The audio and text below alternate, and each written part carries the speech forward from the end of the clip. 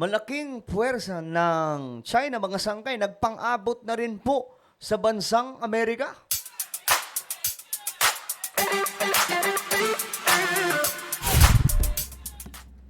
So eto mga sangkay, na ibalita na naman po itong China. Ewan ko ba, ano ang ginagawa ngayon ng China? Masyado po silang aggressive no?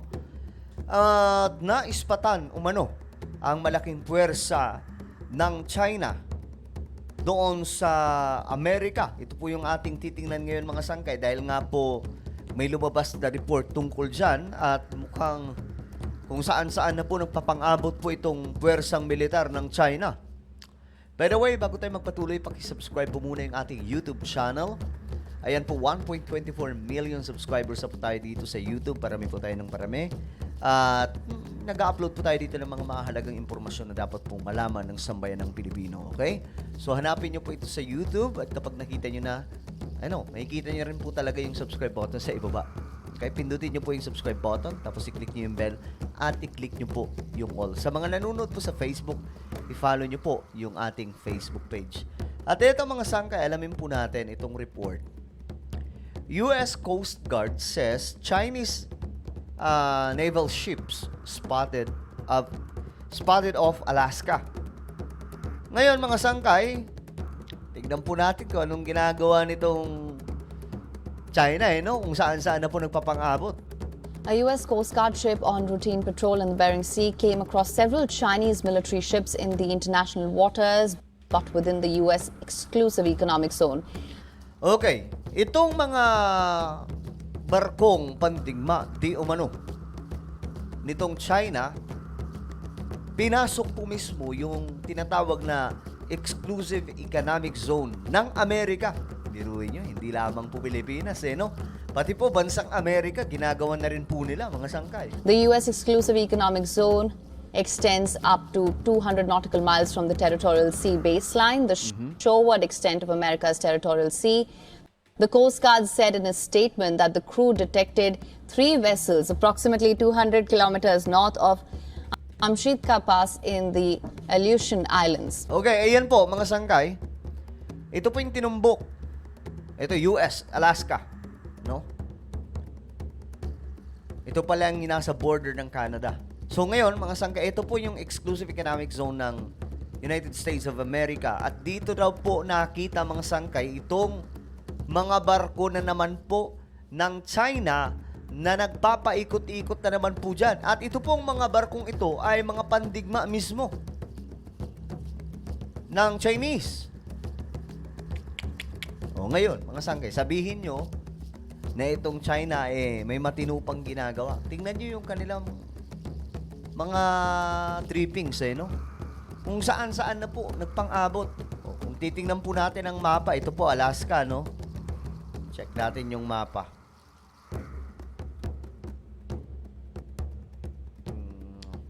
Tingnan natin to mga sangkay.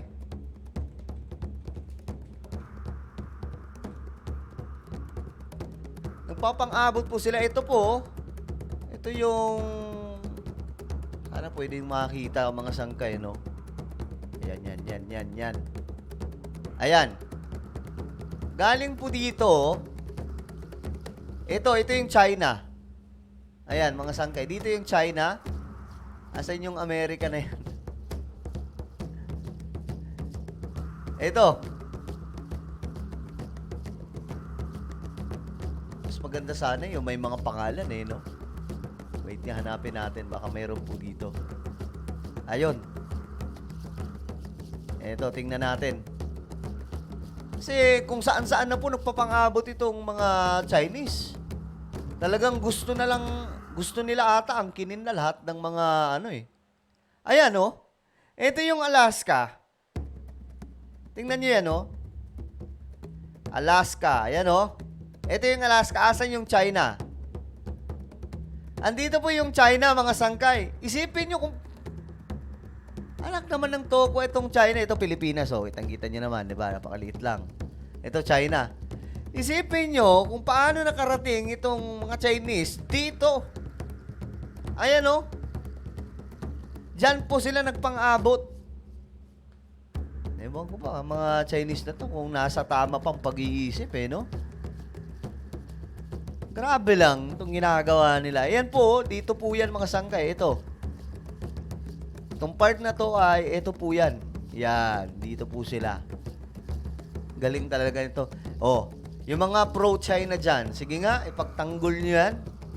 Nung ginagawa ng mga, kung matino itong China, anong ginagawa ng mga naval ships nitong China?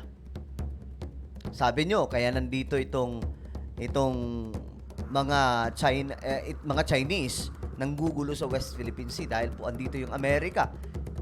Mukhang may mali po ata kasi sila po mismo pumupunta sa mga lugar kahit po sa bansang Amerika. Exclusive economic zone yan ng US. Ayan guys. O, tingnan natin ang balita. A little while later, a helicopter air crew from Coast Guard Air Station Kodiak spotted a fourth ship approximately 135 kilometers north of the Amukta Pass. The Coast Guard did not say anything about how long the Chinese ships were in the exclusive economic zone, but said that the Kimball and an air crew monitored them until they transited south of the Aleutian Islands and into the North Pacific Ocean. An official added that the Chinese naval presence operated in accordance with international rules and norms. Ayan o. US Coast Guard, nakakita daw po ang 4 na Chinese military ships. Parang ito po ay US Coast Guard, no? The statement further said that the Chinese vessels told the Coast Guard their purpose for being there was freedom of navigation operations. The sighting of the ships comes a week after the Chinese Navy began its Di kaya nagmamanman itong mga Chinese, mga sangkay? Kasi di ba may mga matataas, mga di-kalibre po silang mga teknolohiya na kaya pong makapag-detect ng ginagawa. Kaya nga po may mga sinesend daw po ng mga spy balloon itong China, mga sangkay doon po sa US at iba pang mga bansa like kahit sa Taiwan, pinaliparan din po nila ng spy balloon. So ito, 4 na pandigma sa karagatan itong pinadala ng China. Sa mismong exclusive economic zone pa ito ng Amerika. Ano yun? Gusto na rin po nilang angkinin? annual joint patrol with the Russian Navy in the Pacific Ocean. It said that the patrol is scaled down from previous years, Ano? Spotted, mga sangkay. Ayan po. including last August when more than 10 ships from China and Russia formed a flotilla off Alaska. The United States military also routinely conducts what it calls freedom of navigation operations in disputed waters in Asia that China claims as its own, deploying Navy ships to sail through waterways such as the South China Sea. The US says freedom of navigation in waters is in America's national interest. Okay, so ngayon mga sangkay, ano po ang inyong opinion dito? Ano ang sa tingin nyo itong ginagawa ng China? No, doon po sa exclusive economic zone ng US. Of course, sinabi po nila, mga sangkay, na mayroon po silang operation o kung ano mga mission nila kasama po yung Russia. But guys, tingnan nyo to, ulitin ko lang to. Nakakatawa lang kung iisipin itong ginagawa ng China eh. No? Ito, tingnan nyo yung mabuti. Ito po yung China. Nakarating po sila dito. Ayan po, dito sila nagpang-abot. Tingnan nyo kung gaano kalayo. Ito po yung South China Sea. Ito yung West Philippine Sea. Ayan. Ayan o. So ano sa tingin nyo mga sangkay? I-comment nyo po sa ibaba ang inyong mga opinion. Mayroon po akong isang YouTube channel. Ito po ay Sangkay Janjan Daily. Saan na ba yun? Sangkay Janjan Daily. Ayan. Dito po ako nag-upload ng mga vlogs, mga sangkay. So, hanapin niyo po ito sa YouTube. Kung gusto niyo po akong makapanood yung mga vlog ko, then click the subscribe, click the bell, and click all. Ako na po ay magpapaalam. Mag-ingat pong lahat. God bless everyone.